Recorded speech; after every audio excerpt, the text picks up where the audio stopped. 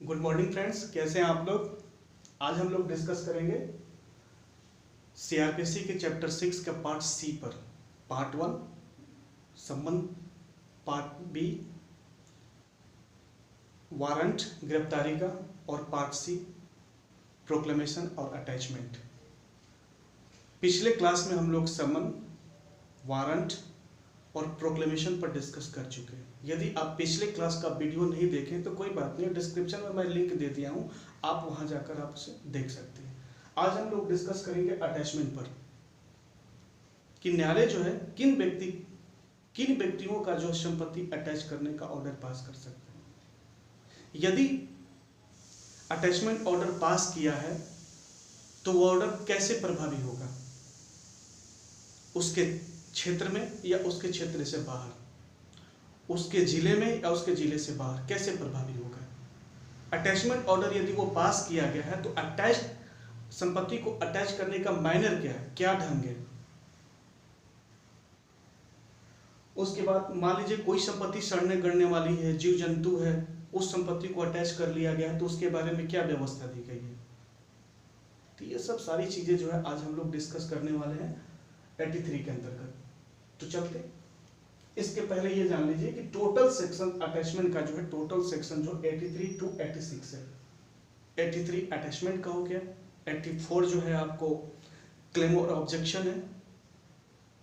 यदि किसी व्यक्ति की संपत्ति अटैच कर ली जाती है और उसको लगता है कि मेरी संपत्ति अटैच नहीं की जानी चाहिए तो क्लेम और ऑब्जेक्शन कर सकता है, उसको पावर है 84 में, उसको अधिकार दिया गया। ठीक है।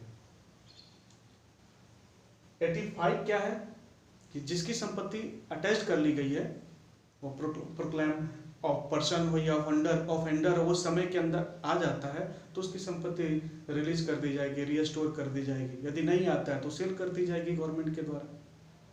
वो बातें जो है आपको 85 में कही गई है। यदि वो व्यक्ति आ जाता है और उसकी संपत्ति रिस्टोर नहीं की जाती है, रिजेक्ट कर दिया जाता है उसके आवेदन को, तो कोई बात नहीं, वो अपील कर सकता है, अपील का राइट है उसे 86 में। ये सारी सेक्शंस जो है अटैचमेंट से संबंधित है। आज हम स्पेसिफिक 83 पर डिस्कस करने वाले हैं। चलते डिस्कस करते हैं। 83 का सबसेक्शन 1 में दो नियम है, जनरल रूल है और एक्सेप्शनल रूल है। क्या कोर्ट जो है प्रोक्लेमेशन जारी करने के बाद, उद्घोषणा जारी करने के बाद, 82(1) का उद्घोषणा जारी करने के बाद कभी भी एनी टाइम उद्घोषित व्यक्ति के या उद्घोषित अपराधी के संपत्ति को अटैच करने का ऑर्डर पास कर सकता है। प्रोक्लेमेशन जारी करने के बाद सामान्य नियम, एक्सेप्शनल रूल है, आपवादिक नियम है, साथ साथ प्रोक्लेमेशन के साथ साथ उसमें ये भी बातें कही गई कि जैसे ही प्रोक्लेमेशन 82(1) का जनरल तो यही है कि प्रोक्लेमेशन जारी कीजिए, उसके बाद ही अटैचमेंट ऑर्डर पास कीजिए आप। लेकिन अपवादिक नियम है कि जैसे ही प्रोक्लेमेशन जारी किया गया उसके साथ साथ जो अटैचमेंट ऑर्डर भी पास कर दिया जाएगा कोर्ट के द्वारा। न्यायालय को ऐसा लगता है कि नहीं, वो व्यक्ति जो है अपनी संपत्ति हटा रहा है जुरिस्डिक्शन से, न्यायालय को यह भी लग रहा है कि प्रोक्लेमेशन का कोई पालन नहीं होगा, प्रोक्लेमेशन में वो आएगा ही नहीं, भाग जाएगा, सारी संपत्ति भी हटा देगा, तो उस दौरान जो है प्रोक्लेमेशन के साथ साथ अटैचमेंट ऑर्डर पारित कर देगा। नहीं तो जनरली प्रोक्लेमेशन जारी करो और उसके बाद अटैचमेंट ऑर्डर पास करो। General rule, court after proclamation any time proclaimed person या ऑफेंडर के चल या अचल या दोनों संपत्ति को अटैच करने का ऑर्डर पास कर देगा। एक्सेप्शनल रूल है, कोर्ट विद प्रोक्लेमेशन के साथ साथ अटैचमेंट ऑर्डर भी पास कर सकता है। ठीक है। नेक्स्ट सब सेक्शन पर डिस्कस करते हैं कि यदि कोर्ट जो है अटैचमेंट ऑर्डर पास कर दिया तो प्रभावी कैसे होगा। तो उसके जिले में, जिस जिले का वो न्यायालय है उस जिले में प्रभावी होगा। केवल ऑर्डर दे दिया पास, अटैचमेंट का वो प्रभावी हो जाएगा, जिसको दिया गया वो जाकर अटैच कर सकता है, ऑथराइज हो गया वो। लेकिन जिले से बाहर यदि संपत्ति को कुर्क करनी हो तो फिर ऑर्डर के साथ साथ उस जिले के जो डीएम है, डिस्ट्रिक्ट मजिस्ट्रेट जो है, उसका एंडोर्समेंट लेना बहुत जरूरी होगा। बिना उसके प्रस्थांकन के जिला मजिस्ट्रेट के दूसरे जिले में कुर्की प्रभावी नहीं होगी, अटैचमेंट ऑर्डर प्रभावी नहीं होगा। ऑथराइजेशन है, सबसेक्शन 2 ऑथराइजेशन है, विद इन डिस्ट्रिक्ट, जिले के अंदर ओनली कोर्ट्स ऑर्डर, केवल कोर्ट का ऑर्डर पर्याप्त है, वो प्रभावी होगा। लेकिन out of district courts order plus में डीएम एंडोर्समेंट, तभी जाके प्रभावी होगा। नेक्स्ट में आते हैं सबसेक्शन 3 और 4 में, मैनर ऑफ अटैचमेंट, अटैचमेंट का ढंग क्या होगा। 3 में चल संपत्ति के लिए है, 4 में अचल संपत्ति के लिए है। 3 में यदि चल संपत्ति को अटैच करने का ऑर्डर दिया गया है तो संपत्ति कैसे अटैच की जाएगी। 4 में यदि अचल संपत्ति को अटैच करने का ऑर्डर दिया गया है तो वो संपत्ति को कैसे अटैच किया जाएगा, ये बातें इसमें दी गई है। तो चल संपत्ति के बारे में देखते हैं कि चल संपत्ति को कैसे अटैच किया जा सकता है। बाय सीजर, अभिग्रहण करके, जब्त करके आप उसे जब्त कर लो, या बाय अपॉइंटमेंट ऑफ रिसीवर, प्रापक की नियुक्ति द्वारा, ठीक है, जब्त न करो, वहां रिसीवर को अपॉइंट कर दो, कोर्ट वहां जो है रिसीवर अपॉइंट कर सकता है।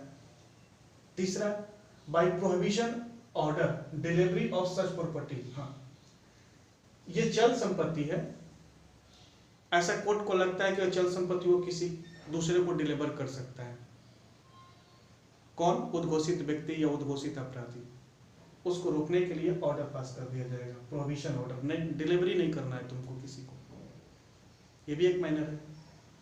नेक्स्ट है बाय ऑल, या तो सभी एक साथ यूज कीजिए, या और 2 ऑफ सच मेथड्स, या इनमें से कोई 2, या तो सभी या इनमें से कोई 2। ये हो गया चल संपत्ति को अटैच करने की प्रक्रिया या ढंग। सबसेक्शन 3, सबसेक्शन 4 में आई अचल संपत्ति को कैसे अटैच किया जाएगा।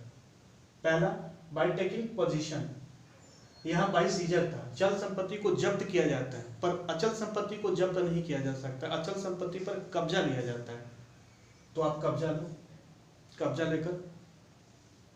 दूसरा है रिसीवर को अपॉइंट करके, न्यायालय जो है उस पर कब्जा लेकर उस पर रिसीवर को अपॉइंट कर देगा।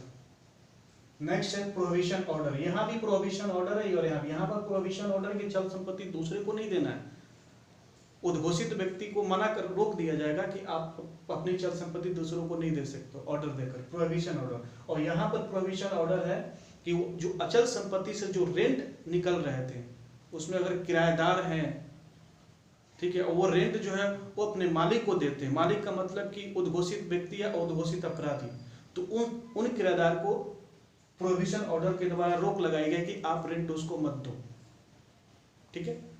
दूसरा क्या है, ट्रांसफर ऑफ प्रॉपर्टी, और उस उद्घोषित व्यक्ति को या उद्घोषित अपराधी को या प्रोहिबिशन ऑर्डर जारी किया जाएगा उसके विरुद्ध कि तुम अपनी संपत्ति किसी दूसरे पक्ष पे ट्रांसफर मत करना, अंतरण मत करना।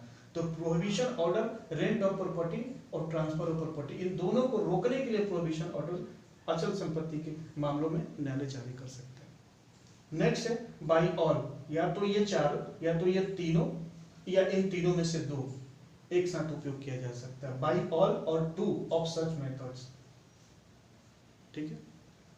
Next, court sale order property, ठीक है, लाइफ स्टॉक है या पेरिशेबल नेचर का कोई संपत्ति है, ऐसी संपत्ति है जो जीवधन है, जैसे कि गाय, भैंस, बकरी, ये भी उस एक प्रकार की संपत्ति हो, इनको भी जब अटैच कर लिया गया है।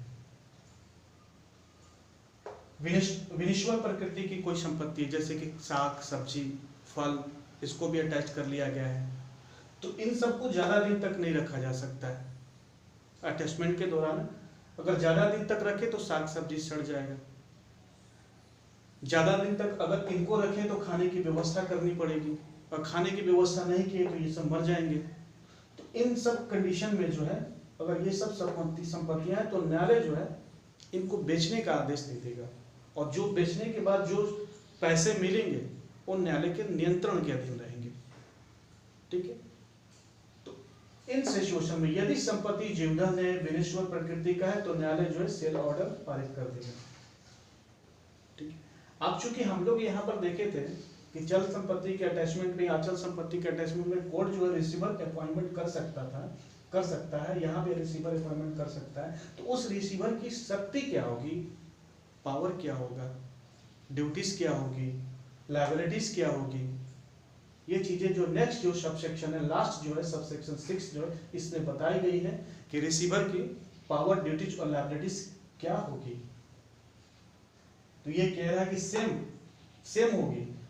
जो सीपीसी का ऑर्डर 40 के रूल 1 के अंतर्गत रिसीवर की नियुक्ति होती है, और उस रिसीवर की जो पावर होगी या जो होती है पावर, ड्यूटीज, लायबिलिटीज, वो सेम इसका भी होगा।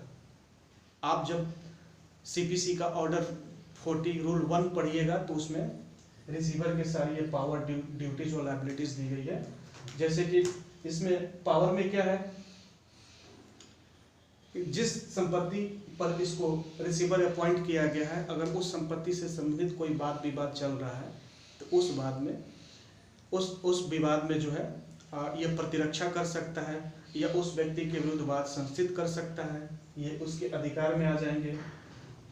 जिस संपत्ति जो उसके प्रबंधन के अधीन जो संपत्ति है जिसको रिसीवर अपॉइंट किया गया है, उस संपत्ति के बारे में जो है संरक्षण करने का, उसके बारे में प्रबंध करने का, परीक्षण करने का या उसको सुधार करने का भी इसको अधिकार होगा। ठीक है। उसके बाद उस संपत्ति के संबंध में कोई दस्तावेज निष्पादन करने का भी उसको अधिकार होगा। ठीक है। इसके कर्तव्य क्या होंगे?